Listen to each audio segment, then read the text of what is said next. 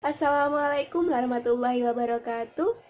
Perkenalkan, nama saya Kumala Saadah, NIM T2018-4047. Saya dari Prodi PGMI, kelas D2. Dan video ini saya buat untuk memenuhi tugas mata kuliah Psikologi Pendidikan yang diampu oleh Bapak Hartono. Dan dalam video ini saya akan mengulas mengenai materi gejala-gejala jiwa. Baik, langsung saja. Yang pertama yaitu pengertian gejala jiwa. Gejala jiwa adalah masuknya stimulus pada alat indera manusia. Dan gejala jiwa ini biasanya sering disebut dengan proses mental. Adapun bentuk-bentuk dari gejala jiwa yaitu yang pertama, pengamatan. Pengamatan adalah usaha manusia untuk mengenal dunia nyata, baik mengenai dirinya sendiri maupun dunia sekitar dia di mana dia berada, dengan cara melihatnya, mendengarnya, menciumnya, merabanya, ataupun mengecapnya. Jadi, indera itu sebagai pintu gerbang jiwa. Dan dalam pengamatan ini terdapat sudut pandang dalam penginderaan. Yang pertama yaitu pengaturan menurut sudut pandang ruang.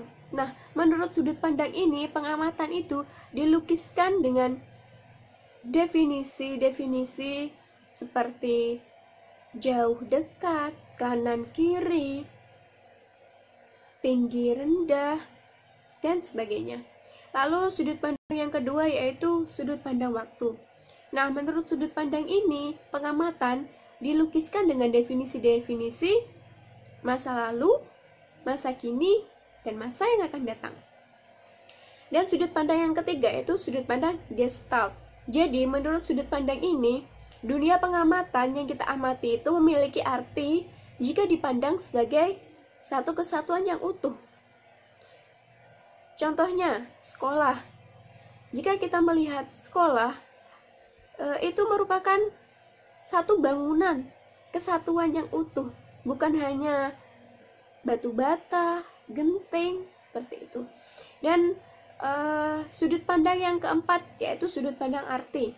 Menurut sudut pandang ini, objek yang kita amati dilukiskan berdasarkan artinya bagi kita. Jika dilihat secara fisik, bangunan sekolah dengan kantor desa ataupun dengan rumah sakit, jika dilihat secara fisik itu kan sama, tetapi memiliki arti yang beda. Lalu bentuk-bentuk gejala jiwa yang kedua yaitu tanggapan. Tanggapan menurut Bigot adalah bayangan yang tinggal dalam ingatan setelah kita melakukan pengamatan terhadap suatu objek. Dan tanggapan sendiri memiliki definisi yaitu proses menghadirkan kembali gambaran yang telah diperoleh dari pengamatan. Jadi, apa yang kita dapat dari pengamatan tadi itu disebut dengan tanggapan, dan dari prosesnya itu disebut representasi.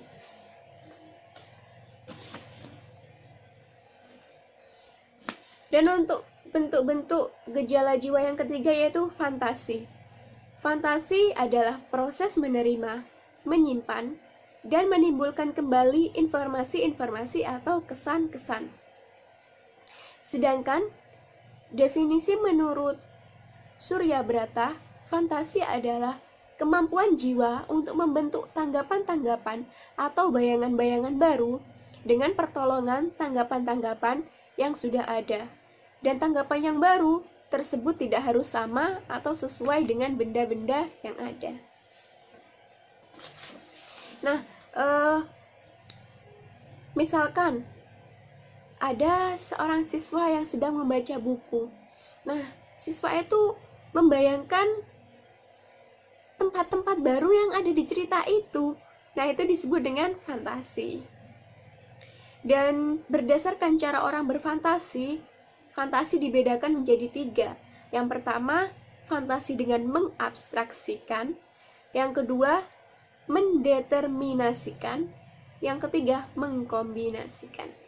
Jadi kalau mengabstraksikan ini itu gimana? Misalkan kita menyuruh siswa untuk membayangkan gurun pasir. Tetapi siswa tersebut belum pernah melihat atau mengetahui gurun pasir itu seperti apa. Jadi kita memberikan gambaran terlebih dahulu, menyuruhnya untuk membayangkan sebuah lapangan. Lalu lapangan itu tidak ditumbuhi rumput satupun. Seperti itu. Dan fantasi dengan mendeterminasikan, contohnya itu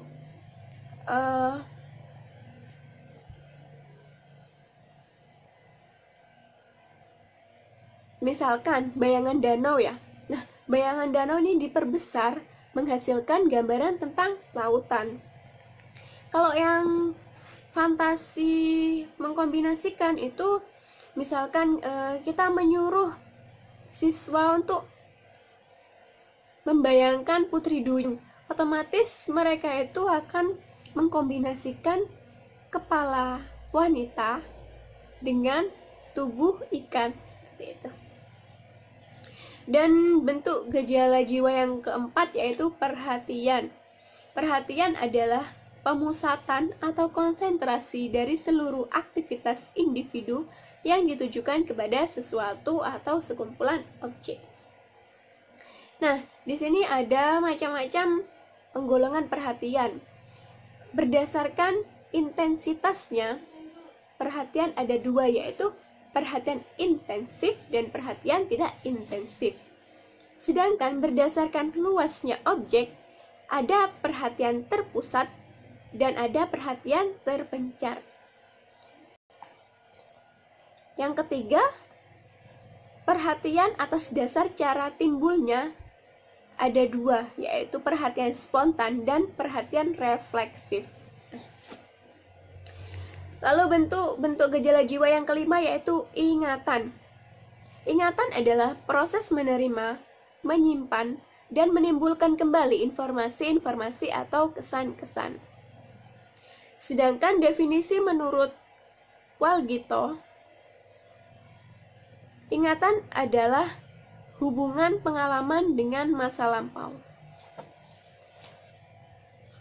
Nah, dalam ingatan ini ada 3 tahapan. Yang pertama, tahapan penyusunan. Yang kedua, tahapan penyimpanan. Dan yang ketiga, pengingatan kembali.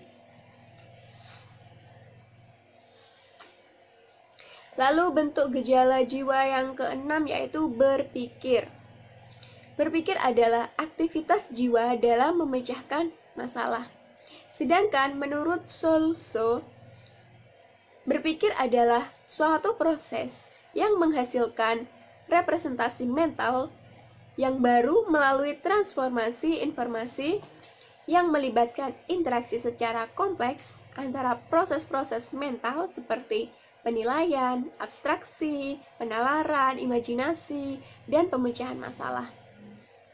Nah, adapun tahapan berpikir yaitu yang pertama dari berpikir dulu, lalu mengidentifikasi konsep-konsep, dan selanjutnya membentuk pendapat, dan yang terakhir menarik kesimpulan. Terserah itu mau kesimpulan induktif, deduktif, ataupun analogi.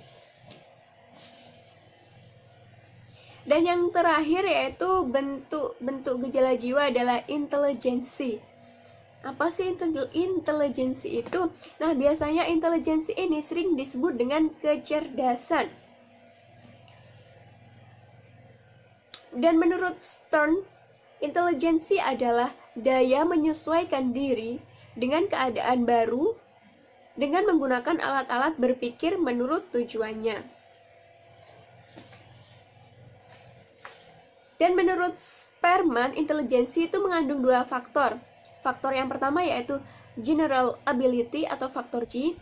Nah, ini tuh faktor yang mendasari semua tingkah laku orang. Jadi setiap tingkah laku orang itu terdapat faktor G yang sama. Dan faktor yang kedua yaitu special ability atau faktor S. Nah, special ability ini merupakan faktor yang berfungsi pada tingkah laku khusus. Jadi dalam tingkah laku itu tingkah laku yang berbeda itu terdapat faktor S, tetapi faktor G-nya tetap sama. Sedangkan menurut Sternberg ada 3 elemen dalam intelijensi. Elemen yang pertama yaitu componential, yaitu kemampuan untuk berpikir abstrak, memproses informasi, serta menentukan apa yang perlu dilakukan. Dan elemen yang kedua yaitu eksperiental, yaitu kemampuan belajar dari pengalaman sehingga dapat digunakan untuk melaksanakan tugas-tugas familiar secara efisien. Dan elemen yang ketiga yaitu kontekstual, merupakan kemampuan individu untuk beradaptasi dengan lingkungan dalam memecahkan masalah pada situasi khusus. Dan ini sering disebut sebagai intelijensi praktis. Dan ada satu lagi ilmuwan yang berpendapat, yaitu Howard Gardner. Beliau berpendapat bahwa kecerdasan itu ada 7 macam. Yang pertama itu kecerdasan linguistik, yang kedua musikal, yang ketiga kecerdasan logika matematika, yang keempat kecerdasan pandang ruang, yang kelima kecerdasan gerak badan, yang keenam kecerdasan interpersonal, dan yang ketujuh kecerdasan intrapersonal.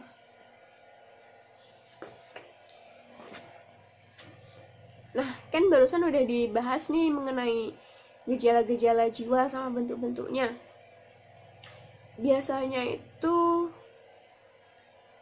apa sih yang menghambat proses belajar siswa? Mungkin kan tadi saya sudah menyebutkan gejala-gejala jiwanya itu ingatan. Nah, kalau dibalik berarti lupa kan ya? Nah, ketika ada seorang peserta didik yang lupa atau mudah lupa gitu ya dalam mengingat-ingat. Jadi gimana sih, apa penyebabnya? Jadi di sini ada 2 penyebab. Yang pertama menurut teori Adcopy, yaitu lupa terjadi karena informasi-informasi terlalu lama disimpan sehingga rusak bahkan hilang. Jadi kalau informasi di otak kita itu udah lama terus disimpan tapi nggak pernah diinget-inget lagi, itu ya bisa-bisa itu rusak bahkan bisa hilang. Dan penyebab yang kedua menurut teori intervensi, lupa terjadi karena informasi yang disimpan terlalu banyak sehingga pada saat dilakukan reproduksi terjadi intervensi. Apa yang bisa dilakukan guru ketika peserta didiknya itu lupa tentang materi yang disampaikan oleh gurunya? Mungkin bisa ya, sebelum memulai kegiatan belajar mengajar, guru mereview materi yang kemarin atau materi sebelumnya. Jadi biar peserta didik itu mengingat-ingat lagi, apa sih yang aku pelajari kemarin, apa sih yang aku pelajari.